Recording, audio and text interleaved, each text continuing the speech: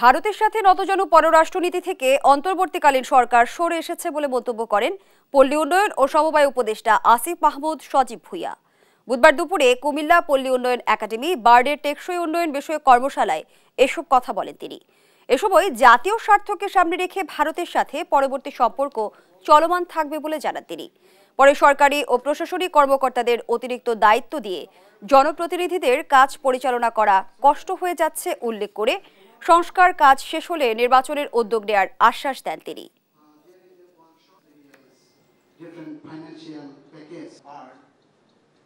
জনপ্রতিনিধি ছাড়া আসলে স্থানীয় সরকার চালানো গভর্নমেন্ট অফিসিয়ালস দিয়ে খুব টাফ হয়ে যাচ্ছে এবং আপনারা জানেন আমাদের যারা অফিসিয়ালস আছে অনেকেই অতিরিক্ত দায়িত্বে এই জায়গাগুলোতে আছেন, ফলে নাগরিক সেবার ক্ষেত্রে অনেক বিঘ্ন ঘটছে। ইলেকশন কমিশন মোটামুটি ভোটার হালনাগাদ সহকারে যেই বেসিক জিনিসগুলো সেগুলো শেষ করলে আমরা হয়তো একটা স্থানীয় সরকার নির্বাচনের কথা ভাবতে পারি।